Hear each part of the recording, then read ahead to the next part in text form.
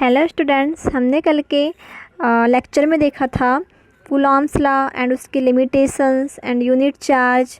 I think आप सभी को यह टॉपिक क्लियर हो गए होंगे।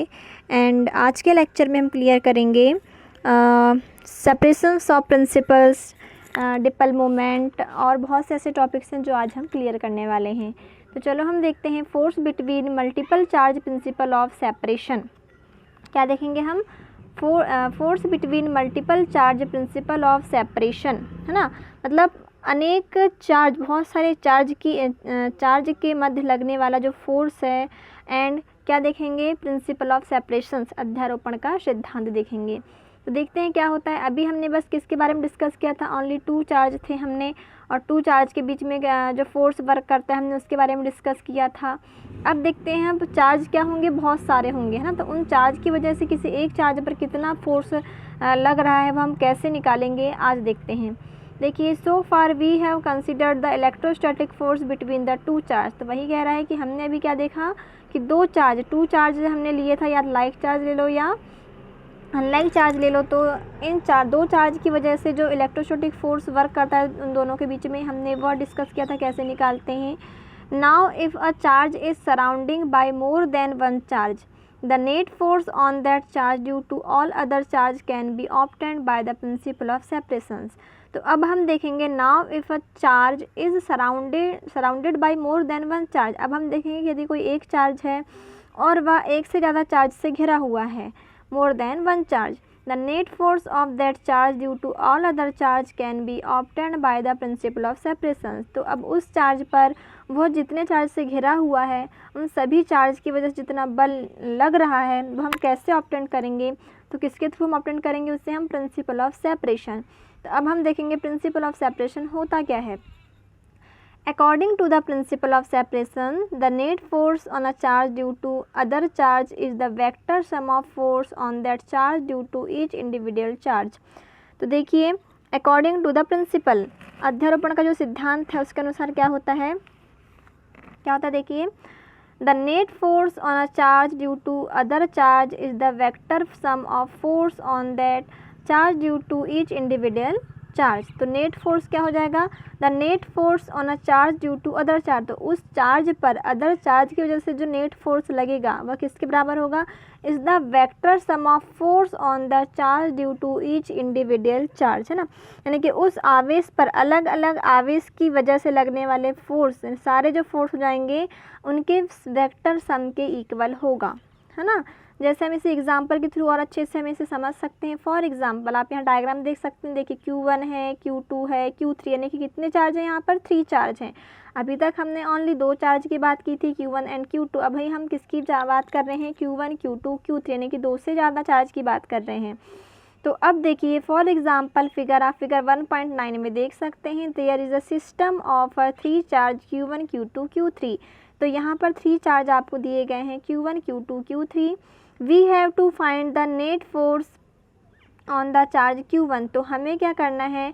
Q1 पर जो नेट फोर्स लग रहा है, Q1 पर Q2 की वजह से भी चार्ज लग रहा है एंड Q3 की वजह से भी चार्ज लग रहा है। तो Q1 पर जो नेट चार्ज टोटल लग रहा है वो हमें कैसे निकालना है? देखिए, तो बाय कूलॉम लॉ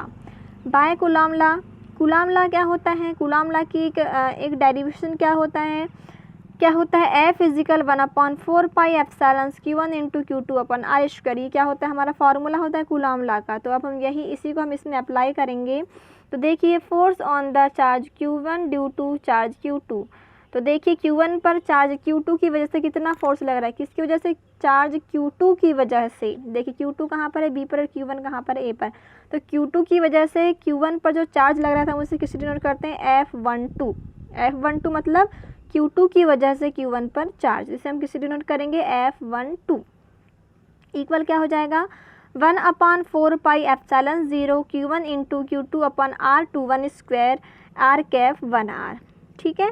तो यहाँ पर देखिए, R⁻1R ये जो वेक्टर स्पेस जो होता है, वेक्टर सदिश योग जो होता है ना, तो उसमें ये फार्मूला ही होता है। R इसमें लगाया जाता है, R12 फार्मूला ही होता है RF12 इजिकल क्या हो जाएगा 1/4 Q1 into Q2 R21 square into RCF12। ठीक है, अब देखिए F12 है और R क्या रहेगा R21 रहेगा, तो आपको इस चीज़ में ध्यान देना है। F12 रहेगा मतलब 2 की वजह से 1 पे फोर्स, और डिस्टेंस क्या है हमारी R क्या है यहाँ पर डिस्टेंस है, तो R21 रहेगा। ठीक है, अब देखिए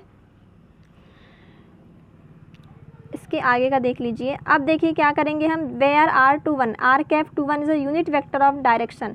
तो R21 क्या है यहाँ पर यूनिट वेक्टर है किसका डायरेक्शंस का। डायरेक्शन क्या है हमारे यहाँ पे B से A जा रहा है, देखिए Q2 B में है और Q1 A में है, तो डायरेक्शन क्या आएगा हमारा Q2 की वजह से Q1 पर, तो B2 A जाएगा। And R21 is the distance B, और R21 का मतलब क्या हो जाएगा, R21 का मतलब क्या है B से A की ओर डायरेक्शन जा रहा है।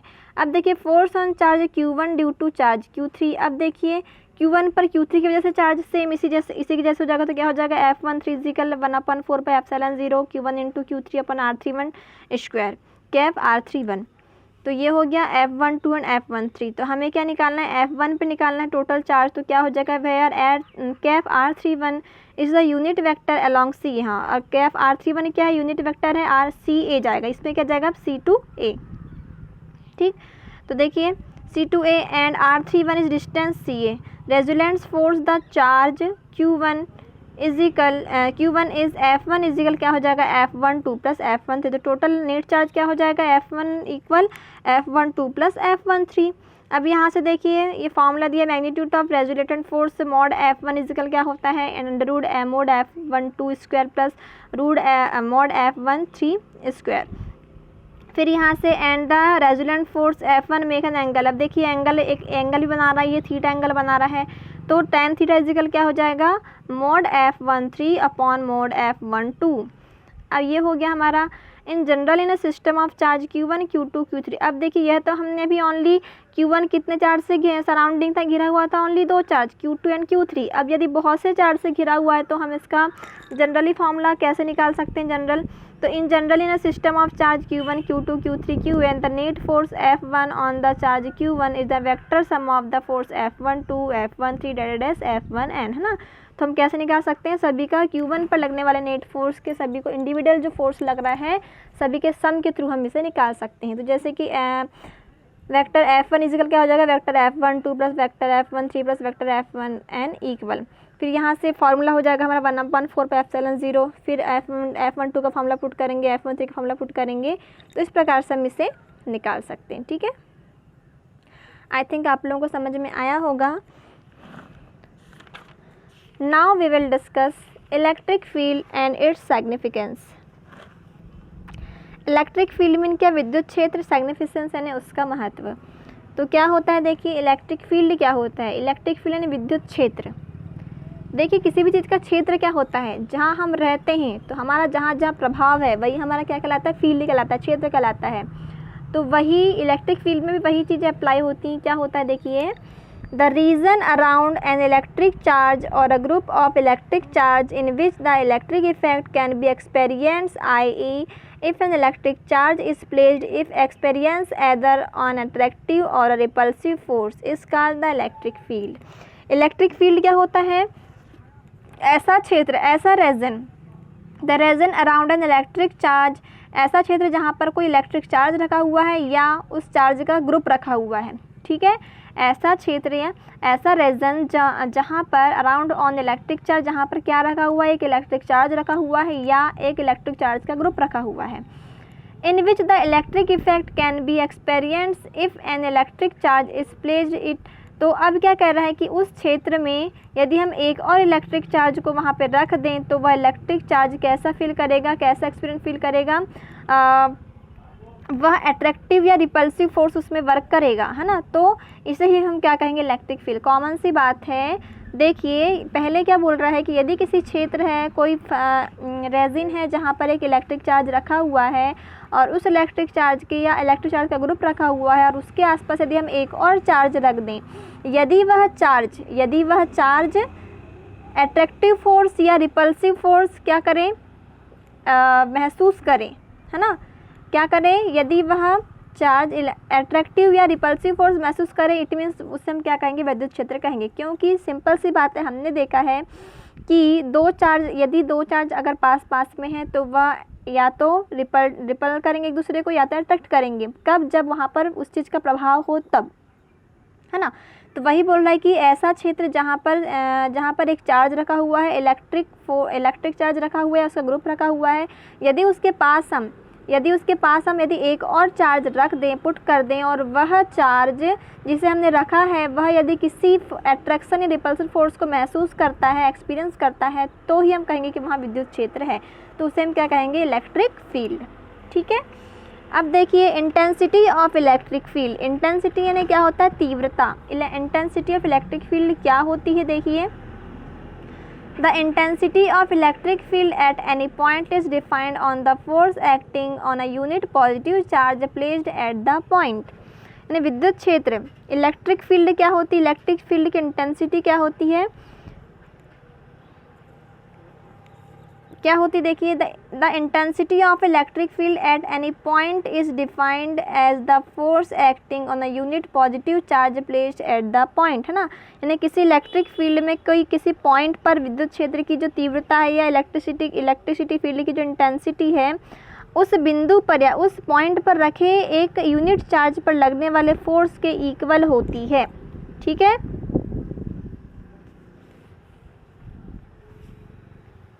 क्या होती है इंटेंसिटी?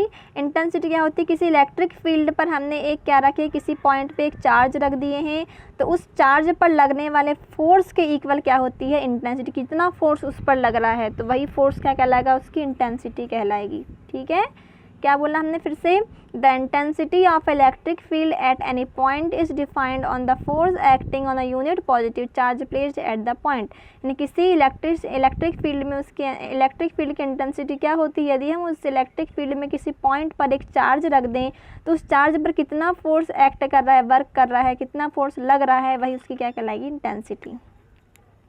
द इंटेंसिटी, देखिए, the intensity of electric field is a vector quantity. तो किसी भी इलेक्ट्रिक फील्ड की जो इंटेंसिटी की एक वेक्टर क्वांटिटी होती है, सदिश राशि होती है। Its direction in the directions of force. इसका डायरेक्शन किसके इक्वल होता है? किसके जैसा होता है? जिस जो डायरेक्शन फोर्स पर रहेगा, जो डायरेक्शन फोर्स पर वर्क करेगा, वही उस इंटेंसिटी का भी डायरेक्शन होगा। अब let the force F be acting on a positive touch charge Q0 placed at a point in a electric field, the intensity at electric field eight the point it. देखिए, अब इस example के through बताया कि यदि क्या बोल रहा है, किसी इलेक्ट्रिक फील्ड में कोई चार्ज रखा है Q0 और उस पर कौन सा फोर्स वर्क कर रहा है? F फोर्स वर्क कर रहा है, तो उसकी इंटेंसिटी क्या हो जाएगी? E इक्वल हो जाएगा electric force acting on the test charge Q0 at the point upon magnitude of charge on the test charge. तो ये फॉर्मूला ही होता है, E इक्वल क्या हो जाएगा? F upon Q0। अब unit of intensity of electric charge, unit क्या हो जाएगी? तो from the above expression 1.19 it is clear that the SI unit of the intensity of electric field is a Newton पर coulomb. क्या हो जाएगा? देखिए, F का फोर्स का यूनिट क्या हो जाएगा? न्यूटन, और Q का क्या हो जाएगा? कूलम। कूलम नीचे ऊपर जाएगा तो कूलम इनवर्स, तो क्या हो जाएगा? Newton coulomb inverse. एंड ऐसा unit of electric field as along क्या हो जाएगा? Kilogram metre second -3 A inverse. And its dimensionals formula क्या हो जाएगा? mL/-3 A inverse. तो ये हो गया हमारा इलेक्ट्रिक फील्ड एंड सिग्निफिकेंस भी हो गया, इंटेंसिटी भी हो गया। अब देखिए यहाँ पे क्या दिया? Force on a charge on electric field, force on a charge on electric field, है ना। विद्युत क्षेत्र में आवेश पर बल क्या होता है? तो F फिजिकल क्या हो जाता है? Q into E। ये भी फॉर्मूला आपको लर्न करना है। F फिजिकल क्या हो जाएगा? वहीं से निकला है। E फिजिकल क्या होता है? F upon Q। तो आप ट्रांसफर कर लीजिए, वहाँ से F की वैल्यू क्या निकल जाएगी? Q into E। अब देखिए electric field due two point charge. Electric